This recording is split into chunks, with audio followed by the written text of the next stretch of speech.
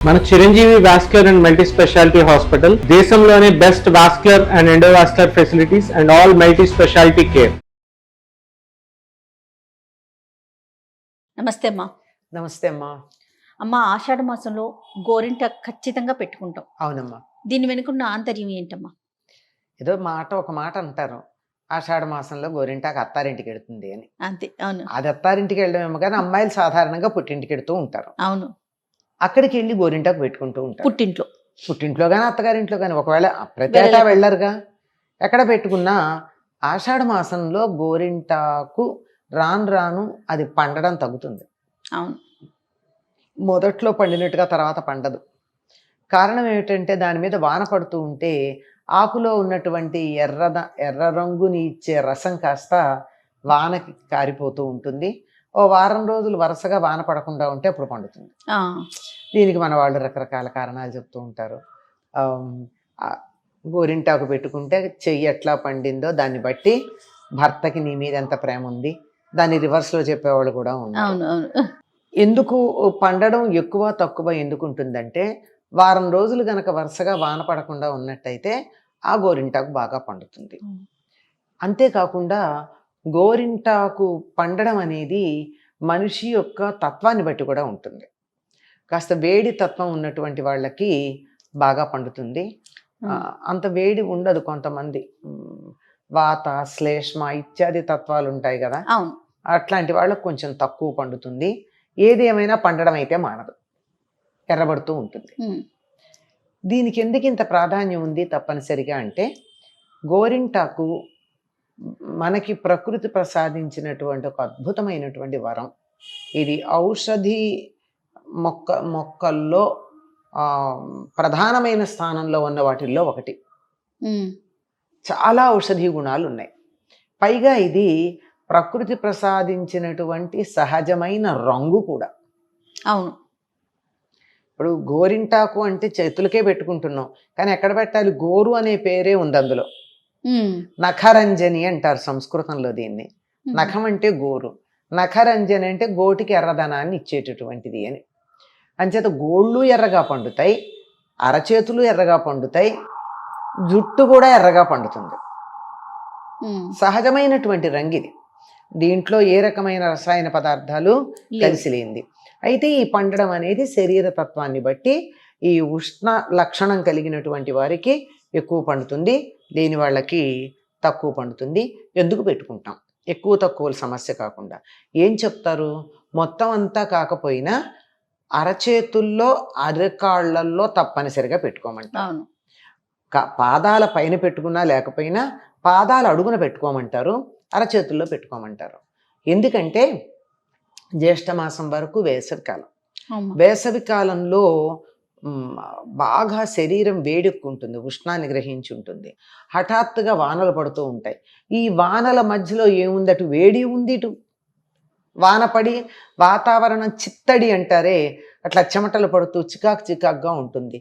ఇటువంటి సమయంలో లోపల ఉన్నటువంటి ఉష్ణాన్నంతా గ్రహించి వానలు పడుతూ ఉన్నప్పుడు మన శరీరాన్ని దానికి సంసిద్ధం చేస్తుంది. అంటే శరీరానికి సమస్థితిని తీసుకొస్తుంది. అందువల్ల గోరింటాకు పెట్టుకోవాలి.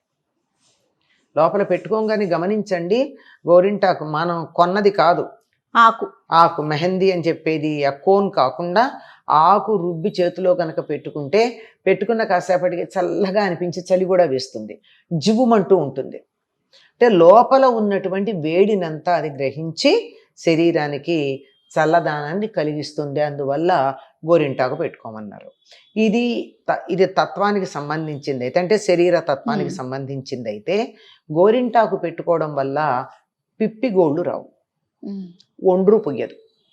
పిప్పిగోళ్ళు అంటే తెలుసు కదండి, నీళ్లల్లో నిరంతరం పనిచేయడం వల్ల ఈ చిగుళ్ళ దగ్గర ఆ నీళ్లు నిలిచి అందులో కొంత మాలిన్యాలు నీళ్లల్లో కానీ పనిచేసేటప్పుడు వాటి వస్తువుల్లో కానీ ఉన్నటువంటి ఆ మాలిన్యాలు ఇక్కడ నిలిచి, ఆ మాలిన్యాలు నిలవడం వల్ల దాంట్లో నీళ్లు నిలిచి ఇదంతా కూడా పసుపడుతూ ఉంటుంది. పిప్పిగోరు అంటారు. ఇది చేతులకు పట్టేది చాలా తక్కువ. పూర్వకాలం 24 గంటలు వంటిళ్లలోనే ఉండి పొద్దున్న నుంచి సాయంకాలం దాకా పొయ్యి మీద వంట చేసే ఆడవాళ్ళకే చేతులకి పిప్పిగోళ్ళు వచ్చేవి. కానీ ఎక్కువగా వచ్చేది కాళ్ళకి. ఈ కాళ్ళకు కూడా ఈ మధ్య కొంచెం తగ్గింది. పూర్వకాలం ఏముండేది, మట్టి ప్రదేశాల్లో వర్షాకాలంలో తిరుగుతూ ఉంటారు. తడి బట్టలని, నూతి దగ్గరికి వెళ్ళి నీళ్లు తెచ్చుకోవడం అని, కాలువ దగ్గరికి వెళ్ళి నీళ్లు తెచ్చుకోవడం అని, ఇల్లంతా మట్టుండి వాటిల్లో తిరుగుతూ ఉన్నప్పుడు ఈ కాలి గోళ్ళని శుభ్రం చేసుకునేటటువంటి పద్ధతి చాలా తక్కువ అండి. చాలా కొద్ది మంది ఆ పని చేస్తారు. ఇప్పుడు ఇంత అత్యాధునిక కాలంలో కూడా పెడిక్యూరు వెళ్ళి చేయించుకునే వాళ్ళే ఉన్నారు, కానీ ఇళ్లల్లో ఎప్పటికప్పుడు కాలిగోళ్ళని శుభ్రం చేసుకుని ట్రిమ్ చేసుకునే వాళ్ళు ఎంతమంది అమ్మా? తక్కువే. పూర్వం అస్సలు తన గురించి తను పట్టించుకునే అలవాటు లేని ఆడవాళ్ళు ఆ కాలిగోళ్ళల్లో తిరుగుతూ ఉంటే ఈ పాదం ఇలా ఉంది, ఈ కాలి బొటన్ వేలు, ఈ గోరు ఇలా ఉంది, ఇక్కడ నీళ్లు నిలుస్తాయి.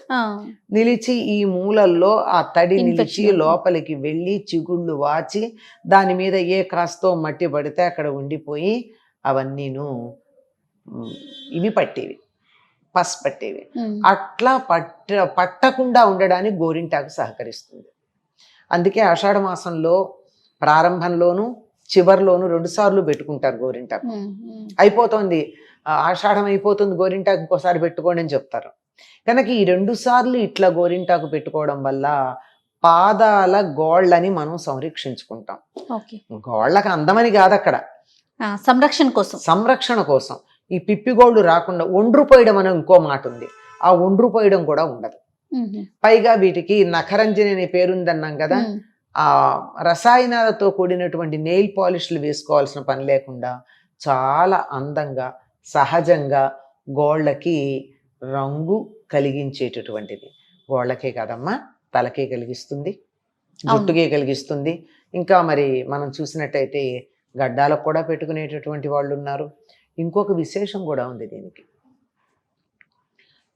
పుట్టబోయేటటువంటి శిశువు మంచి రంగు ఉండాలి అంటే అప్పుడప్పుడు కాస్త నూరినటువంటి గోరింటాకు మింగాలట. అవునా? ఎట్లా డైరెక్ట్ గా అంటే ఉట్టి గోరింటాకు తింటే ఏమవుతుంది అంటే మరీ ఎక్కువ తినకూడదు. అంటే ఇది మళ్ళీ మనం కెమికల్స్ వేసింది కాదు. మన ఇంట్లో కూడా బాగా పండాలని ఏం చేస్తాం, చేతులు బాగా పండాలని చెప్పి పూర్వకాలం పుల్ల మజ్జిగ లేకపోతే చింతపండు ఇట్లాంటివేవో కొంచెం వేసి దాన్ని ఇంకా బాగా పండేట్టు చేస్తాం. లేకపోతే ఈ రోజుల్లో అయితే మెహందీ పెట్టుకుంటే పైన నిమ్మరసం పిండడం ఇట్లాంటివి. ఇవేమీ కాదు, మంచి బాగా శుభ్రంగా కడిగి లోపల సాలీళ్ళు గుడ్లు అలా లేనటువంటి ఆకు తెచ్చి దాన్ని బాగా నూరి కాస్త ఇంత కుంకుడి గింజంత అని చెప్తారు లెక్క. అంత గనక అప్పుడు మింగినట్టయితే శిశువు మంచి రంగుతో పుడుతుంది అని చెప్పి మహమ్మదీయుల ఇళ్లల్లో తప్పనిసరిగా చేస్తారమ్మా. పిల్లలు తెల్లగా పుట్టాలి అని అది వాళ్ళు చేసేటటువంటిది ఇదే ఉంది. అంతేకాకుండా అనేక రకాలైనటువంటి ఆయుర్వేద ఔషధాల్లో గోరింటాకుని వాడతారు. ముఖ్యంగా జుట్టుకి రంగు వచ్చేటటువంటిది, కొన్ని రకాలుగా లోపలికి తీసుకునేటటువంటి మందుల్లోనూ వీటన్నింటిలోనూ కూడా గోరింటాకుని వాడడం ఉంది. ఈ గోరింటాకు ఆకే కాదమ్మా, పువ్వులు, పూల గుత్తులు ఇట్లాంటివన్నీ కూడా వైద్యానికి పనికొచ్చేవి. చాలా విశిష్టత ఉంది కాబట్టి, చాలా విశిష్టత ఉంది దీనికి. ఈ గోరింటాకు పూల గుత్తి ఉంటుంది కదా, ఆ పూల గుత్తి తెచ్చి తల కింద కనుక దిండు కింద పెట్టుకుని పడుకున్నట్టయితే నిద్ర పట్టకపోవడం అనేది ఉండదట. అంటే పట్టిన నిద్ర హాయిగా పడుతుందట. అందుకే మీరు గమనించినట్టయితే మెడ్రాస్లో కదంబమాలలో గోరింటాకు పూల గుత్తులు కూడా ఉంటాయి.